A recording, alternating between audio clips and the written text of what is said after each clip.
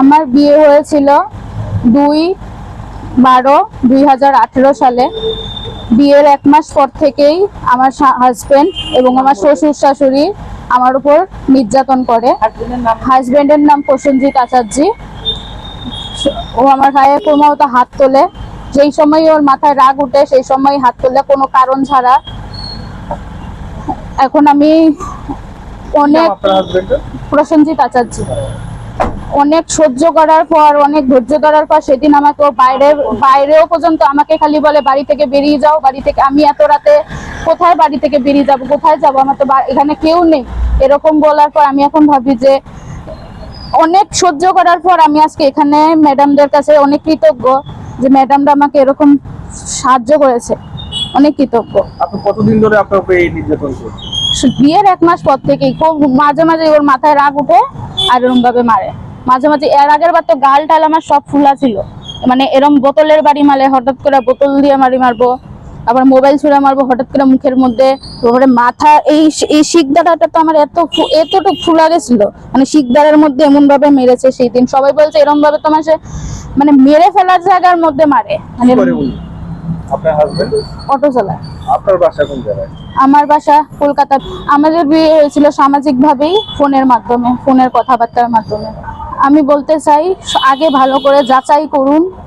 যাচাই করার পরেও হয়তো বা সবাই ভালো বললো, কিন্তু ভিতরের জিনিসটা কেউ জানে না। সেই কারণে ছেলে ঠিক মানে মা বাবা কেমন বা তার পরিবার কেমন সেটা দেখে তারপরে মেয়ের বিয়ে দেবেন। একটা মেয়ের জীবন অনেক মূল্যবান, আজকে যাতে তার আমার মতন পরিস্থিতি না হয়। আমি অন্য কোনো মেয়েদের আমিও চাইছিলাম সংসার করতে, কিন্তু আমি আজকে পারছি না। কেন দিনের পর দিন এভাবে নির্যাতন সহ্য করার পর সংসার করা যায় না।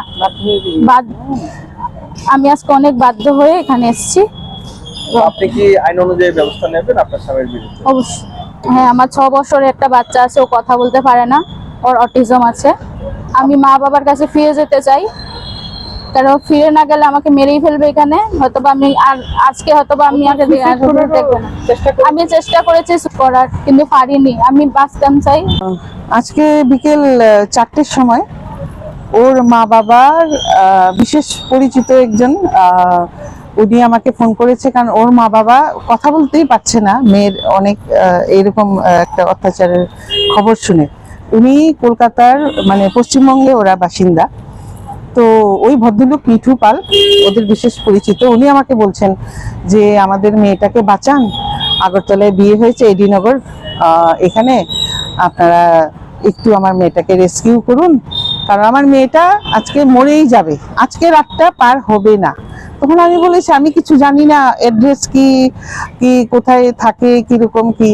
তখন বলছে যে না আমরা অ্যাড্রেস পাঠিয়ে দিয়েছি, তো আমার হোয়াটসঅ্যাপে ওনার অ্যাড্রেস পাঠিয়ে দিয়েছি। তখন আমি আরো ডিটেলসে ওদের সঙ্গে কথা বললাম, ওর আধার কার্ড সবটাই চাইলাম, যে তারপর সবটা আরো অনেক ডিটেলসে কথা ওনারা বললেন।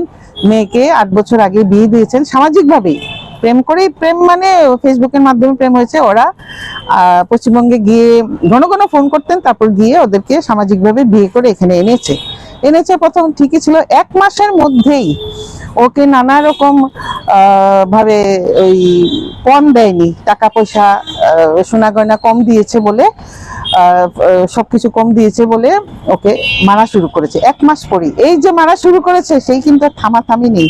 1-8 দিন হয়তো বাদ যায়, তারপরে আবার মারে। শ্বশুর শাশুড়ি আছে, ওনারা আটকান, কিন্তু তার পরবর্তী সময়ে মারে। তো মেয়ে অনেকবার বাড়ি বেরিয়ে যেতে ছিল রাস্তা দিয়ে, তখন রাস্তাতে ফেলে গেটের সামনে মেরেছে।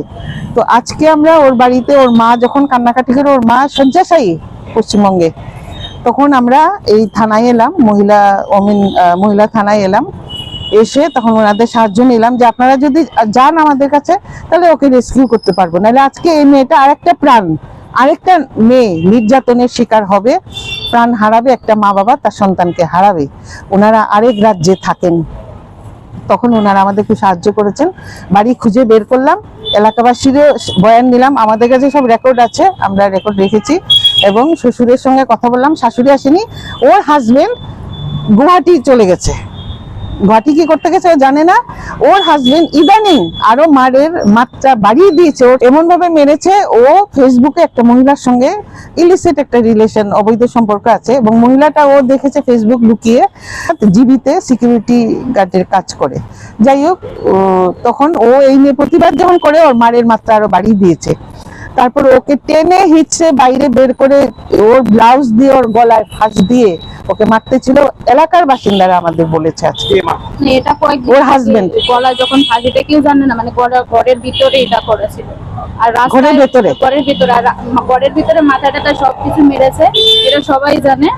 আর বাইরে গিয়ে এই হাতের দাগ, পিঠের দাগ, তারপরে লাঠি দিয়ে ফেলে দিয়েছে, এটা সবাই দেখেছে। ঠিক আছে ম্যাডাম, আপনি তারপর ও উঠে এলো, তো এলাকাবাসী আটকেছে, ওর শ্বশুর শাশুড়ি আটকেছে, কিন্তু ওকে মুখ খুলতে দেয়নি। ও আইনের সাহায্য নিতে মনে ইচ্ছে হয়েছিল, কিন্তু ও একটু ভয় পেয়ে সাংঘাতিক। আপনারা এখনই দেখতে পাচ্ছেন, আমরা যখন ওর বাড়িতে আজকে গেলাম, ফাঁকা বাড়ি, তো আমরা ওনারা গেছেন মহিলারা ওমেন পেসে, ও কবুতরের মতো কাঁপছিল। তখন বললাম আমরা তুমি কি যেতে চাও, কারণ ও যদি আজকে আসতে না চায় তাহলে আমরা আনতে পারবো না। আইনের কতগুলো ব্যাপার আছে, আইন হাতে নেওয়া যায় না।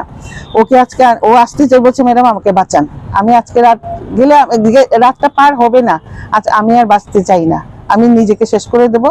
ওর মা এদিকে ঘন ঘন ফোন করে বলছে আমার মেয়েকে রক্ষা করুন। তো আমরা এলাম, আমিও সোশ্যাল ওয়ার্কার, আমাদের এও আছে সোশ্যাল ওয়ার্কার, আমাদের সবাই আমরা এই কাজই করি।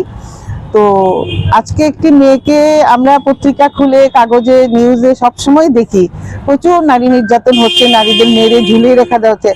একটি মেয়েকে আমরা রেস্কিউ করতে পেরেছি, বাঁচাতে পেরেছি, সেটা আমি আমার নিজেকে মহান কিছু ভাবছি না, কিন্তু একটা মা বাবাকে তার সন্তানকে ফিরিয়ে দিয়েছি, এবং মেয়েটাকে আমি ওর একটা নতুন জীবন যাতে করতে পারে, আবার শুরু করতে পারে, সেই আশা রেখেই ওকে ওর মা বাবার কাছে কাল আমরা, ওর আত্মীয় স্বজনরা টিকিট পাঠাবে প্লেনের, ওকে আমরা কলকাতা পাঠিয়ে দেবো। আজ রাতটা ওকে আমার বাড়িতেই রাখবো, কালকে পাঠিয়ে দেবো। আনন্দ আর ভালোবাসার দীপ্তিতে গড়া সমুজ্জ্বল পরমা, ঠিক তোমারই মতো। শ্যাম সুন্দর কোম্পানি জুয়েলার্স, আগরতলা, উদয়পুর, ধর্মনগর, কলকাতা।